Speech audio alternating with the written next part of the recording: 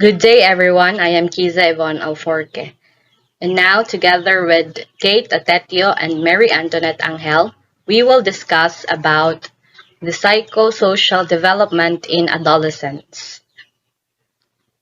So, for my part, is the topic about the search for identity.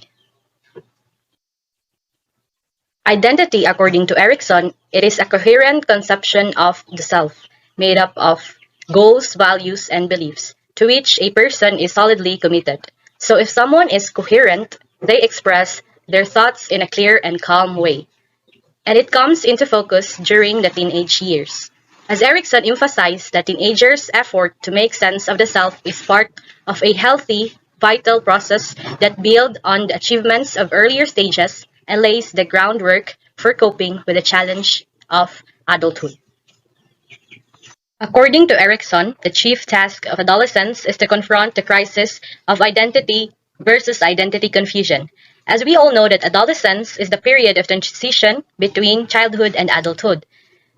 This identity versus identity confusion is the fifth stage of Erik Erikson's theory of psychosocial development, in which during this stage, adolescents search for a sense of self and personal identity, including the role he or she is to play in a society.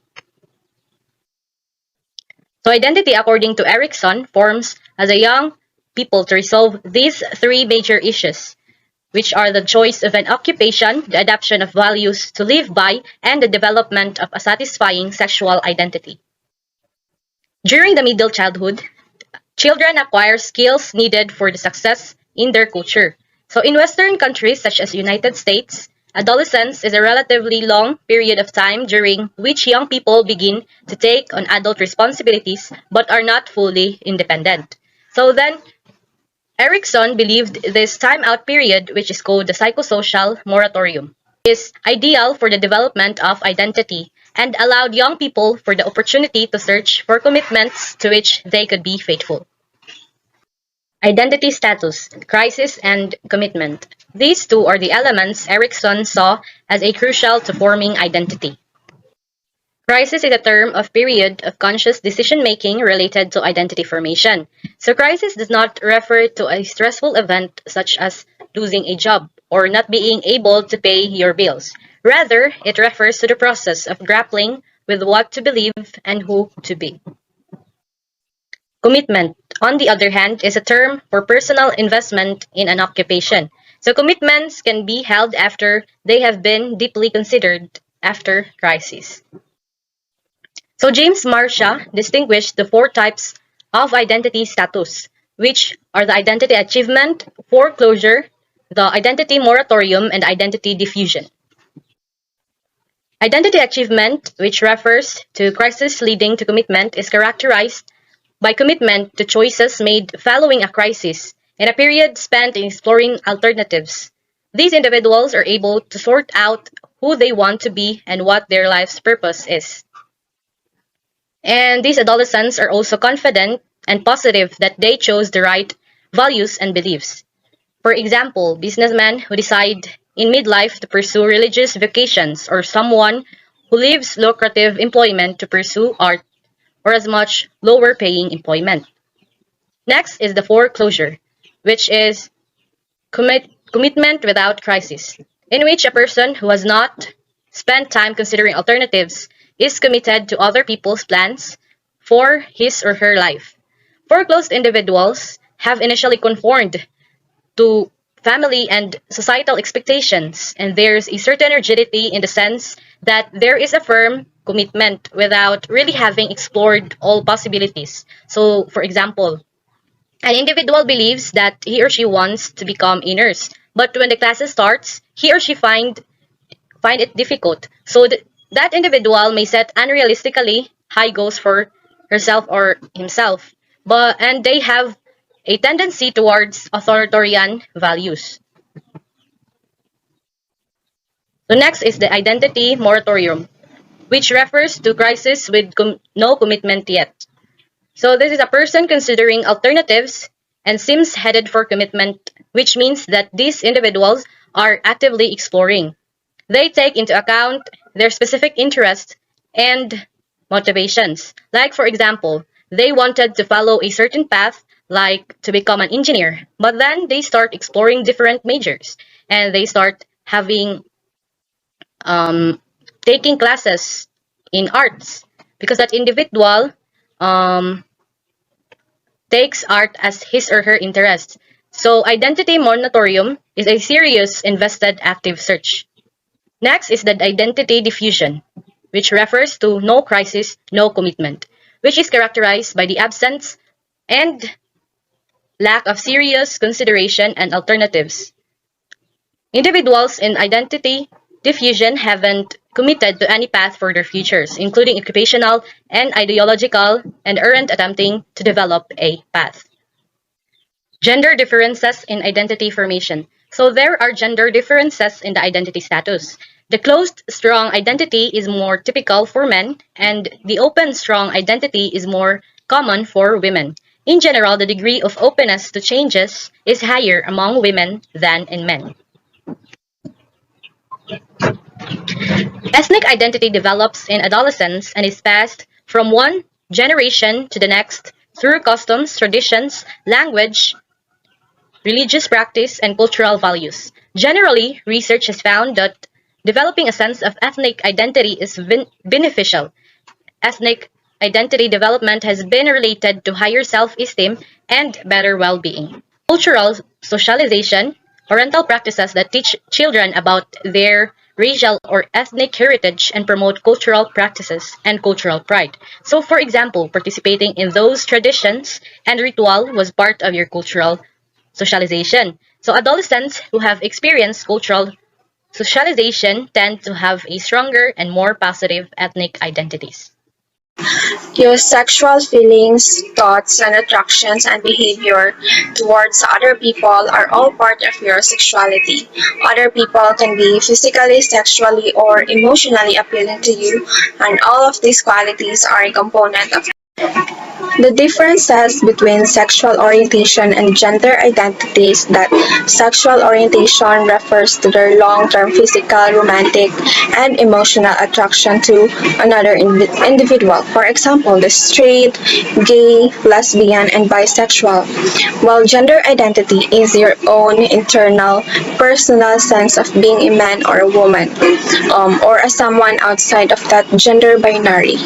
A lesbian is a woman who is attracted to other women both physically and romantically. So lesbian is a type of homosexuality. Gay refers to a person's attraction to other people of the same gender, while bisexual refers to a person's attractions to people of different genders. Transgender individuals whose biological sex at birth and gender identification are not the same. Genderqueer is a term used to describe a wide range of identities that are neither totally masculine nor fully female. Sexual behavior encompasses a wide range of actions that humans do express their sexuality.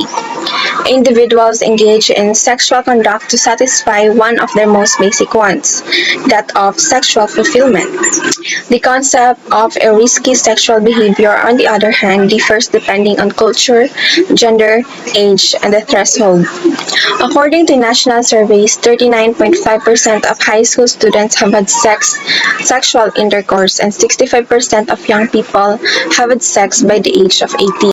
The two major concerns about adolescent sexual activity are the risk of contracting sexually transmitted infections or the STIs, and for heterosexual activity of pregnancy. Most at risk are young people who start sexual activity early, have multiple partners, and do not use contraceptives regularly and have inadequate information or misinformation about sex. Factors why some adolescents become sexually active on early age. Puberty. Young people often feel under pressure to engage in activities they do not feel ready for. Teens are more likely to have sex and to take risks while having sex if they believe their peers are also having and approve of sex, or they are pressuring them to have sex. Cultural or family patterns of early sexual experience.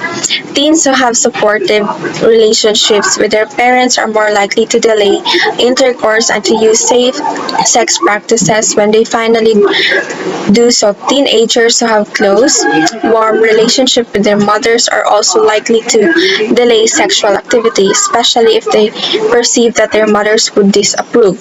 And poverty, poor school performance, lack of academic and career goals, and history of sexual abuse or parental neglect. Factors that increases and decreases the risk of sexual activity. One proposed protective factor is a sense of meaning in life, which is theorized to provide protection against health risk behaviors. Meaning in life has been associated with a decreased risk of unsafe sexual activity, but only in adolescent women. However, religiosity, which for many people provides a sense of meaning and community, has repeatedly been associated with decreased risk.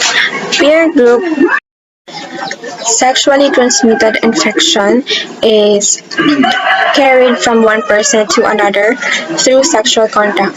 When a bacteria, virus, or parasite enters and grows in or on your body, it is called an infection. Sexually transmitted illnesses or STDs are another name for STI. Sexually transmitted infections are diseases spread by sexual contact. Globally, more than 1 million STIs are acquired each day. Teens and young adults aged 15 to 24 years acquire half of all new STIs. Common types of STI. Chlamydia and gonorrhea, if undetected and untreated, it can lead to severe health problems. Genital herpes it can be fatal to a person with a deficiency of the immune system or to the newborn infant of a mother who has an outbreak at the time of delivery. There are two variants of herpes. First is herpes simplex virus type 1 HSV1, which causes cold sores, and herpes simplex virus type 2 HSV2, which causes genital sores. Hepatitis B is a virus that affects the liver, causing both acute and chronic issues that can lead to cirrhosis, liver cancer, and death. Trichomoniasis is a parasitic infection that is most commonly transmitted during sexual activity but may be passed along by most towel and swimsuit. Human immunodeficiency virus, or the so-called HIV, which causes acquired immune deficiency syndrome, or AIDS, is transmitted through bodily fluids, usually by sharing intravenous drug needles or by sexual contact with an infected partner.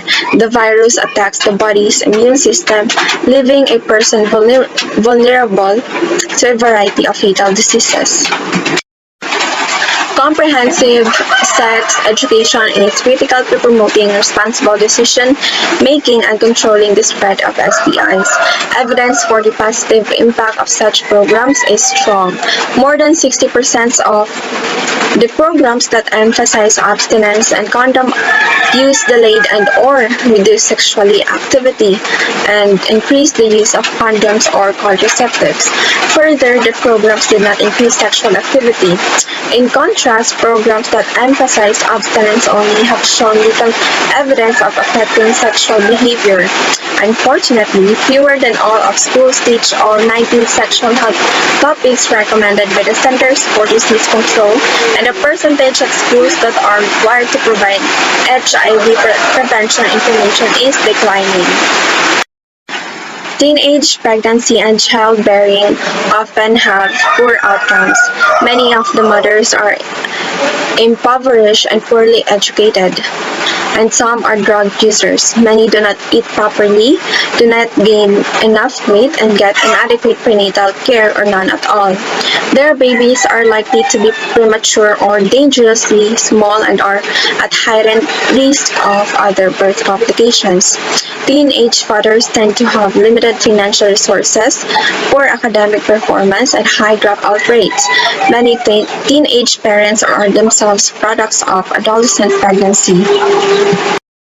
Here are some outcomes of teenage pregnancy: health risk, academic problems, abuse and neglect, developmental disabilities, suffer financially, lack of maturity, skills, and social support to become a good parent.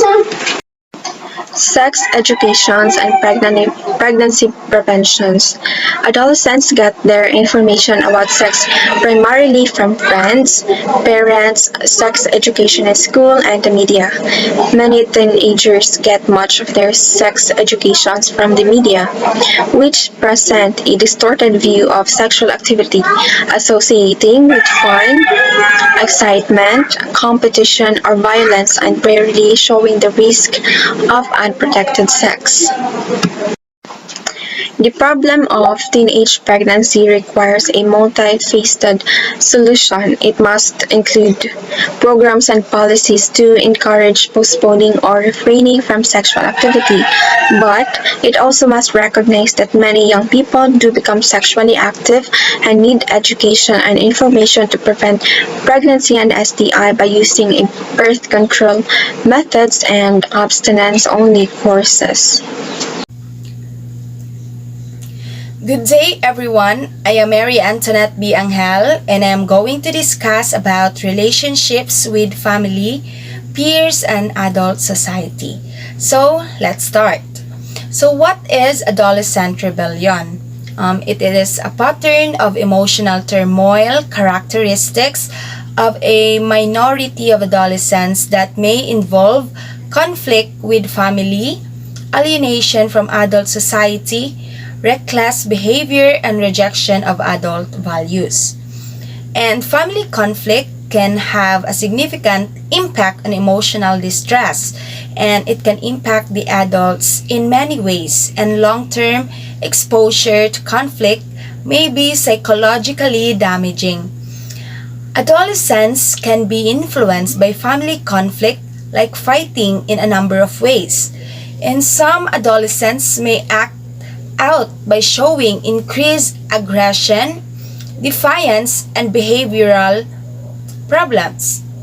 And adolescents' rebellion is contrary to popular belief because those adults raised in homes with a positive family atmosphere tend to come through adolescence with no serious problems.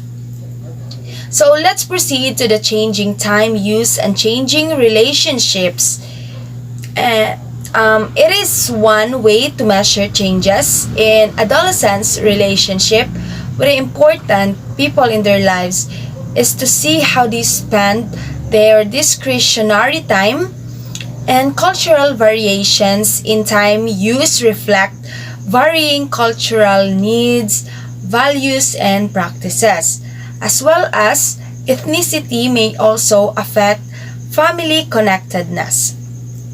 And why does an adult's times, use, and relationship change during the adolescent stage? I think it is because family relationships are often reorganized during puberty, and adults want more independence and more emotional distance between them and their parents. And adults' focus often shifts to social interactions and friendships, and that's the reason why most adolescents spend more time with peers and less with family. Next is the adolescents and parents.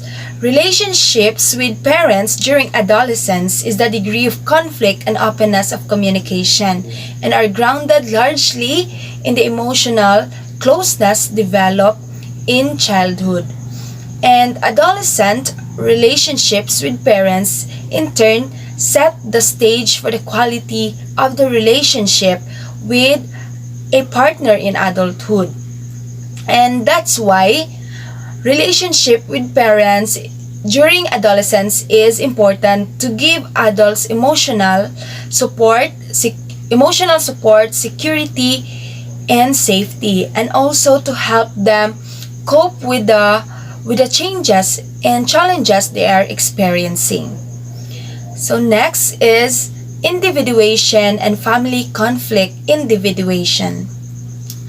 Individuation is the adolescent's struggle for autonomy and personal identity, and it is the process of forming a stable personality. And as a person individuates, he gains a clear sense of self that is separate from parents and others around him. So, in simple words, individuation is the process by which individual becomes distinct, and it has a purpose to increase an individual's consciousness to make the unconscious elements of the psyche conscious. An inability to individuate impedes the development of one's sense of self, which can cause significant distress. Next is adolescents and siblings. Siblings play a unique role in one another's lives that simulates the companionship of parents as well as the influence and assistance of friends. And siblings generally spend more time with each other during childhood than they do with parents or anyone else. And sibling relationships are often the longer lasting relationships in individuals' lives. But during adolescence, relationship with siblings tend to become more distant because it is during this time adolescents can feel shyness or awkwardness, and sibling relationship reflect both parent-child relations and the parents' marital relationship. And parent-child conflict was also associated with sibling conflict, and the older sibling may influence a younger one. So, adolescent and peers. Peer group is an important influence in adolescence. It is a source of affection, sympathy, understanding, and moral guidance, a place for experimentation, and a setting for achieving autonomy and independence from parents. It is also a place to form intimate relationships that serves as rehearsals for adult intimacy. And that's why adolescents spend more time with peers, although one-to-one friendships still continue. And cliques is a structural group of friends who do things together, and it becomes more important. And crowd is a larger type of grouping, is not based on personal interactions but on reputation, image, or identity. Crowd membership is a social construction, a set of labels by which young people divide the social map based on neighborhood, ethnicity, socioeconomic status, or factors. And this is an example of the crowd, a larger type of grouping, and it is the example of cliques, a small group of people with shared interest or other features in common who spend time together and do not readily allow others to join them. And let's go to the romantic relationships. Romantic relationships are a central part of most adolescents' social worlds. It tends to become more intense and more intimate across adolescence. It also meets a variety of needs and develop with age and experience. In the early adolescence, they think primarily about how a romantic relationship may affect their status in the peer group. And in the mid-adolescence, have at least one exclusive partner lasting for several months to about a year. And the effect of the choice of a partner on peer status tends to become less important. And for the late adolescence or early adulthood, romantic relationship begin to serve the full gamut of emotional needs that such relationships can serve and then only in relatively long-term relationships. And let's proceed to the last slide, the dating violence. Some adolescents who are in romantic relationships experience dating violence. So what is dating violence? It is a significant problem in the United States, and there are three common forms of dating violence. First is the physical. It is when a partner is hit, pinched, shoved, or kicked. Second is the emotional. It is when a partner is threatened or verbally abused. And lastly, the sexual dating violence. It is when a partner is forced to engage in a non-consensual sex act. And I think this is the end of my report. Thank you, everyone. Antisocial behavior is a broad term that includes not just delinquency and crime, but also disruptive behavior among youngsters under the age of criminal responsibility, such as aggression. There are several factors affecting the antisocial behavior and delinquency, and it has a biological influences like the genes. There are many studies that concluded that genes influence 40 to 56% of the variation in antisocial behavior in aggressive antisociality. Neurobiological deficits in the portions of the brain that regulate reaction to stress. It may help explain why some children become antisocial adolescents and the arousal processes. It is a form of sensation seeking to achieve arousal levels that a typical person experiences. Low heart rate has also been found to be repeatedly associated with antisocial behavior in both men and women. Attentional processes. Children with attention deficit hyperactivity disorder or the ADHD are at higher risk for development of comorbid conduct disorder and depression that contribute to antisocial behavior. Antisocial behavior has three types. The first one is the early onset type, which begins by the age of 11 and tends to lead to chronic juvenile delinquency in adolescents. The milder late onset type is which begins after puberty and it tends to arise temporarily. Late onset type commits relatively minor offenses and tend to come from families with standard family background. Preventing and treating delinquency. Bronfenbrenner's mesosystem affecting interactions between the home and the school or child care center by creating supportive parent networks and linking parents with such community services as prenatal and postnatal care and educational and vocational counseling. Teen hangouts and summer camps bring together groups of deviant youth who tend to reinforce each other's deviancy, and more effective programs, scout, sports, and church activities integrate deviant youth into the non-deviant mainstream. Structured, adult monitored or school-based activities after school, on weekend evenings and in summer when adolescents are most likely to be idle and to get in trouble can reduce their exposure to settings that encourage antisocial behavior. Chronic delinquency generally stems from early onset antisociality. It is associated with multiple interacting risk factors, including ineffective parenting, social failure, peer and neighborhood influence, and low socioeconomic status. Programs that attack risk factors from an early age have had success, and fortunately, the great majority of adolescents do not get into serious trouble. Those who show disturbed behavior can and should be helped.